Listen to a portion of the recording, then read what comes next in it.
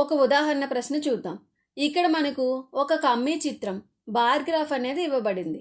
ఇది అర్ధవార్షిక పరీక్ష mid term మరియు వార్షిక పరీక్ష ఫైనల్లో విద్యార్థులు సాధించిన మార్కులను చూపిస్తుంది. దీనిలో నిలువక్షం లేదా y-అక్షం అనేది సాధించిన మార్కులు మరియు అడ్డంగా ఉన్న అక్షం లేదా x-అక్షం అనేది విద్యార్థులను సూచిస్తుంది. ఇక్కడ నీలం రంగు దీర్ఘచతురస్రాకారం అర్ధవార్షిక పరీక్ష మార్కులను సూచిస్తుంది మరియు పసుపు రంగు దీర్ఘచతురస్రాకారం వార్షిక పరీక్ష మార్కులను సూచిస్తుంది. ఇప్పుడు మనకు ఇచ్చిన ప్రశ్న ఏంటంటే, ధాన్వి అనే విద్యార్థి అర్ధవార్షిక పరీక్ష నుండి వార్షిక పరీక్ష వరకు తన మార్కులను ఎన్ని పాయింట్లు మెరుగుపరుచుకుంది? సాధన చూద్దాం. ముందుగా ధాన్వి మార్కులను పరిశీలిద్దాం. దీనికోసం మనం ధాన్వి యొక్క అర్ధవార్షిక పరీక్ష మరియు వార్షిక పరీక్ష మార్కులను పోల్చాలి. కాబట్టి అర్ధవార్షిక పరీక్షను సూచించే నీలం రంగుల దీర్ఘచతురస్రాన్ని తీసుకుంటే మనకి ఎంత మార్కులు వచ్చాయి? 75. అలాగే వార్షిక పరీక్షను సూచించే పసుపు రంగుని చూస్తే ఎన్ని మార్కులు ఉన్నాయి? 85. అందువల్ల ఆమె మార్కుల పెరుగుదల ఏమవుతుంది?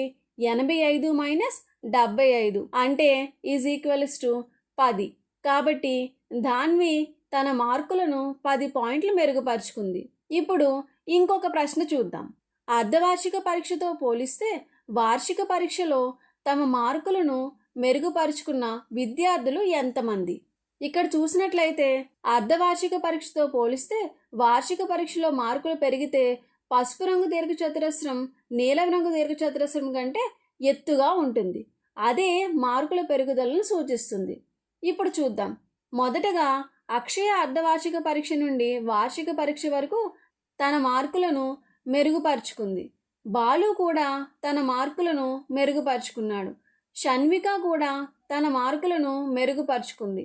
ఎందుకంటే ఇక్కడ నీలం రంగు కంటే పసుపు రంగు దీర్ఘచతురస్రం ఎత్తుగా ఉంది. వీక్షిత్ కూడా తన మార్కులను మెరుగుపరుచుకున్నాడు. కానీ ఇక్కడ గమనిస్తే అరుణ్ వార్షిక పరీక్షలో అర్ధవార్షిక పరీక్ష కంటే తక్కువ మార్కులు సాధించాడు.